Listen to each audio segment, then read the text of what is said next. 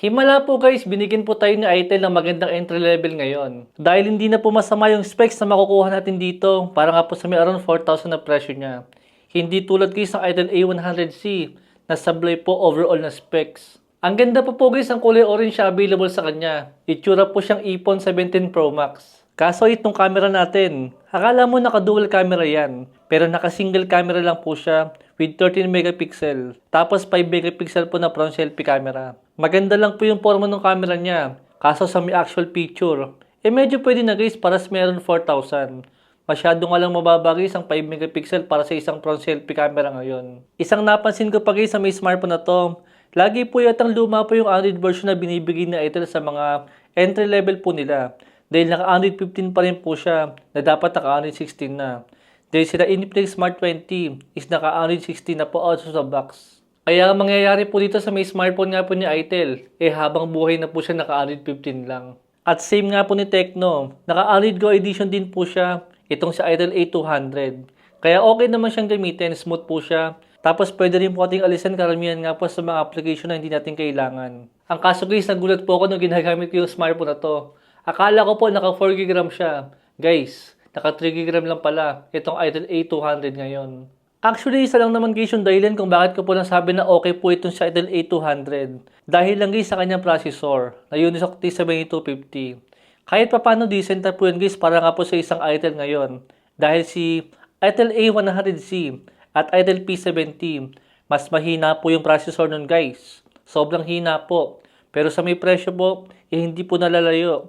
Dito po sa may bagong Itel A200. Kaso para makapagbigay nga siguro ng medyo decent na processor, tinipid naman po nila sa RAM. Guys, maganda lang po ito kung Itel po talagang gusto nyong smartphone. Pero kung open-minded ka pa sa ibang brand, mas okay po guys. Na 4GB RAM na po yung makuha natin sa ganitong presyo. Dahil kung sa may display lang po guys, same lang po siya guys ang karamihan nga po sa mga smartphone ngayon na merong teardrop notch at 720p resolution.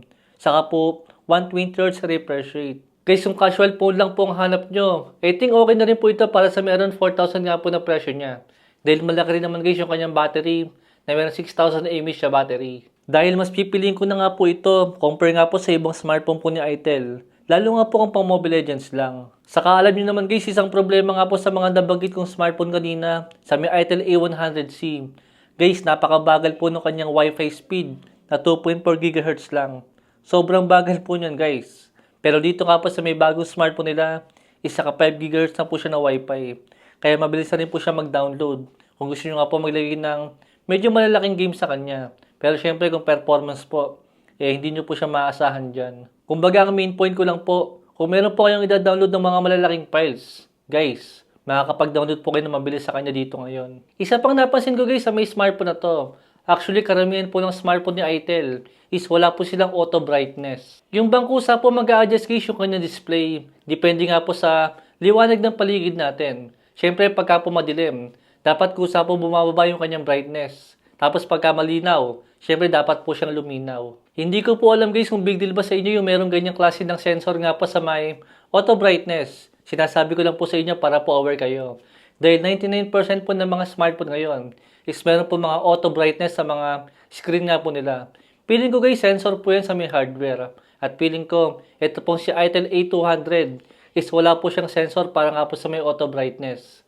Kaya hindi po siya gumagana. Uulitin ko po guys, yung Itel po ang gusto mo, pwede na po itong Itel A200 ngayon compare nga po sa ibang smartphone ni Itel ngayon. Pero kung titingin po tayo sa ibang brand, sa ibang entry level, masasabi po natin na marami pong smartphone na mas maganda sa kanya.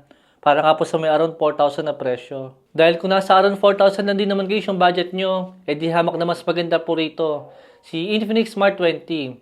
O kaya guys yung smartphone po ni Oppo, na Oppo A6X. Guys, nagsisale din po yan ng around 4,000. At mas maganda po yung overall na specs na makukuha natin compare nga po dito kay Itel A200 ngayon. Kaya marirecommend ko lang po ito kung talagang Itel po yung gusto nyo. Nandiyan po yung link natin sa may description kung sakaling gusto nyo nga pong umorder at sigurado meron pa tayong discount na makukuha. Yun lang po guys. Thanks for watching.